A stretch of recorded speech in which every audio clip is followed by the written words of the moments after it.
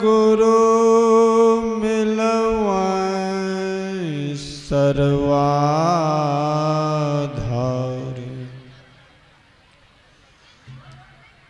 मंगलमय मंगल करन बिनवो बारंबार।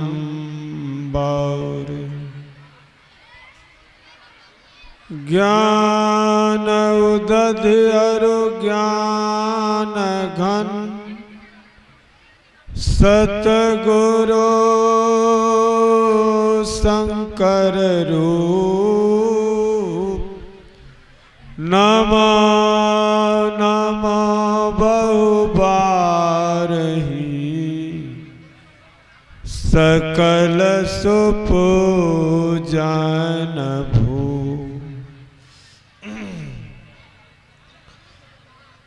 हम लोग परमाराध्य संत सद्गुरु महाराज की जय जयकार भक्तों बुलंद आवाज में करेंगे। जहां तक जय जयकार की ध्वनि जाएगी वहां तक का काल अवश्य भाग जाएगा। श्री सद्गुरु महाराज की जय। श्री सद्गुरु महाराज की जय। श्री सद्गुरु महाराज की जय। बहुत कोलाहल हो रही है। आप लोग जो आपस में बातचीत करते हैं वह आवाज दूर तक जा रही है। आप लोगों से नम्र निवेदन है कि कृपया शांति बनाए रखें। श्री सद्गुरु महाराज की जय।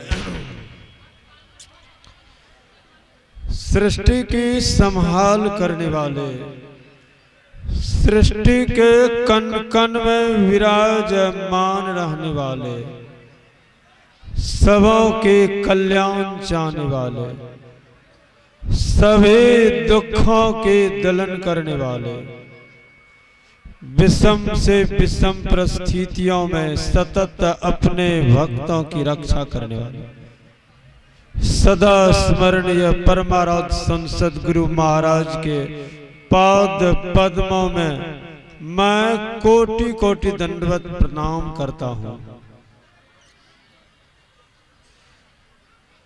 मंच पर विराजमान इस अधिवेशन के वर्तमान आचार्य ब्रह्म ऋषि पूज्यपाद स्वामी चित्रानंद जी महाराज के भी पाद पद्मों में मैं कोटि कोटि दंडवत प्रणाम करता हूँ।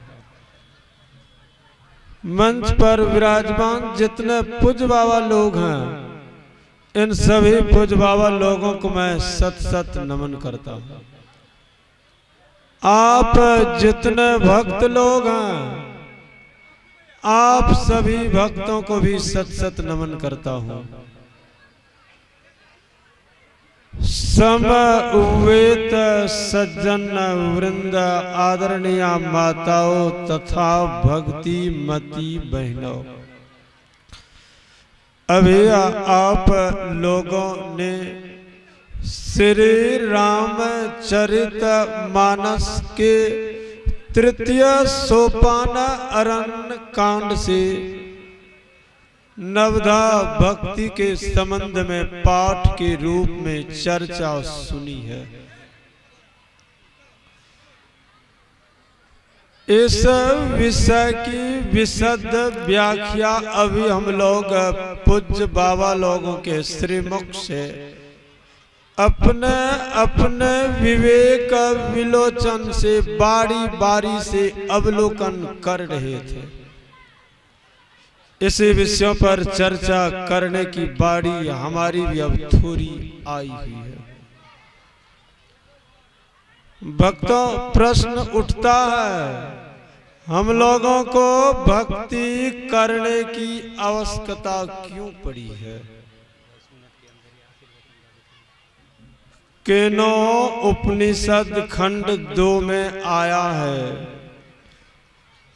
ऋषि का महावाक्य है, यह चेद वेदी दथ्य सत्यमस्ति चेदिया वैदिन्न महति विनष्टि भूतेषु विचित धीरा प्रत्या अस्मा लोकाद मृता भवन्ति।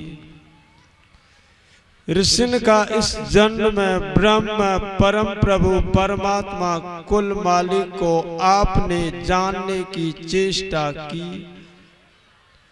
तब तो ठीक ही है। हम आप इस जन्म में ब्रह्म परम प्रभु परमात्मा को जानने की चेष्टा भक्तों नहीं करेंगे, हम लोगों की बहुत बड़ी भारी हानि हो जाएगी।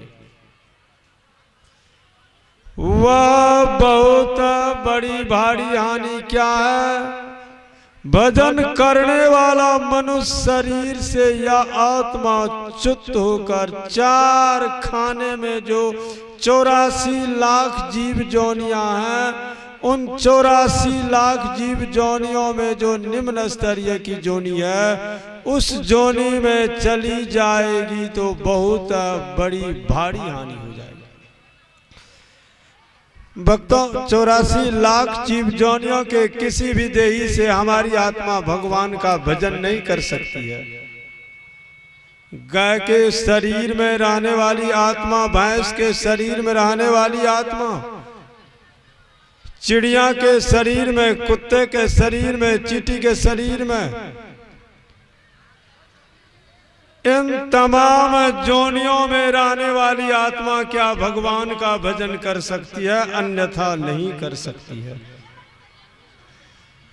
पूज्य पाद भगीरथ स्वामी जी महाराज ने परमार्थ संसद गुरु महाराज से भक्तों प्रश्न किया, हुजूर, केनो उपनिषद के ऋषि ने अपनी वाणी में इस बात पर जिक्र किया है, केनो उपनिषद के ऋषि ने अपनी वाणी में इसी जन्म में ब्रह्म को जानने की बात की है।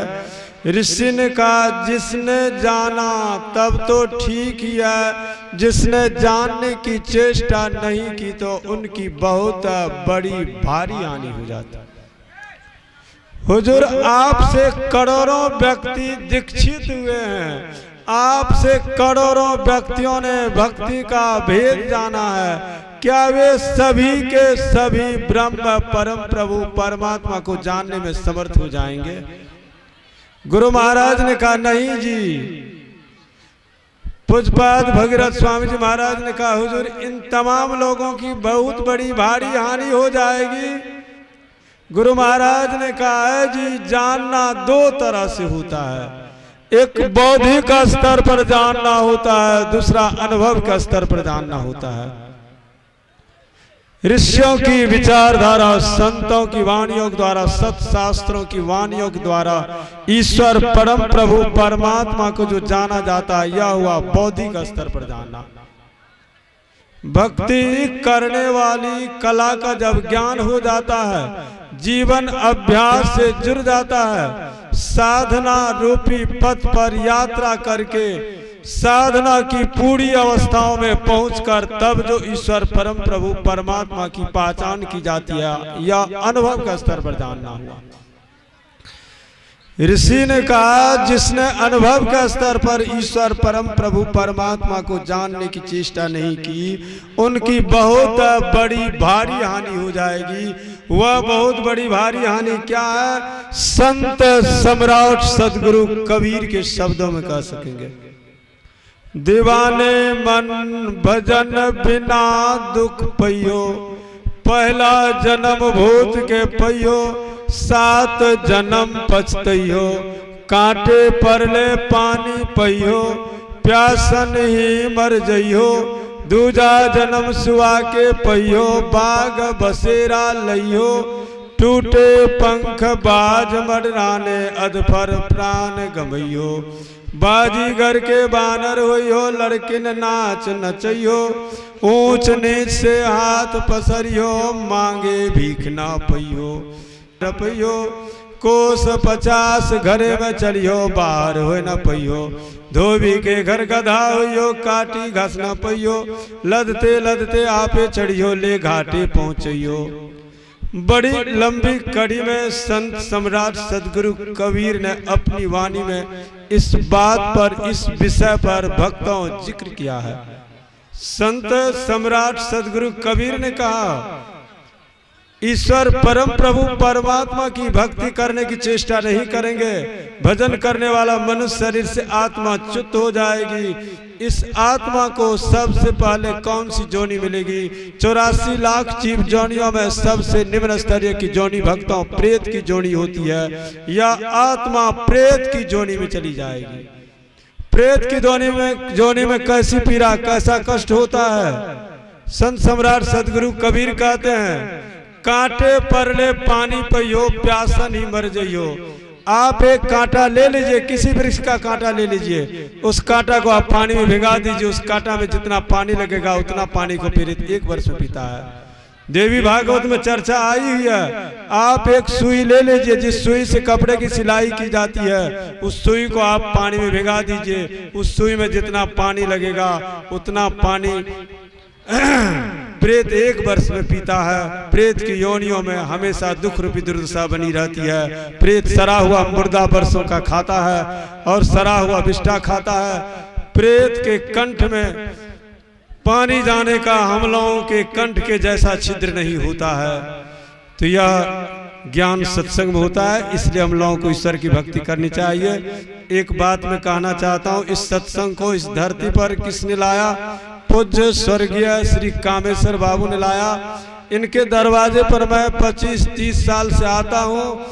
बार बार चर्चा करते थे, एक बार जिला वार्षिक सत्संग करवाने की हमारी तीव्र इच्छा हो रही है। बाबा का पदार्पण हो जाएगा, हमारी बस्ती के लोगों का कल्याण हो जाएगा, यहाँ के लोगों का जीवन धन धन हो जाएगा, मेरे गांव के लोगों के जीवन में आध्यात्मिक हरियाली आ जाएगी, लोगों का जीवन सुखमय हो जाएगा, लोगों की बुद्धि आस्तिक हो जाएगी।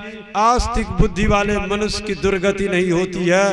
पूज्य कामेश्वर बाबू की ऐसी कामना थी। मैंने कहा अवश्य लाइए। यह सत्संग 2020 में होने वाला था, देखिए आज हो गया, कोरोना के कारण रुक गया था। पूज्यपाद बाबा की महती कृपा हो गई। यह सत्संग यज्ञ अब पूर्णाहुति की ओर जा रहा है। यही थोड़ी सी चर्चा हुई। श्री सदगुरु महाराज की जय। आप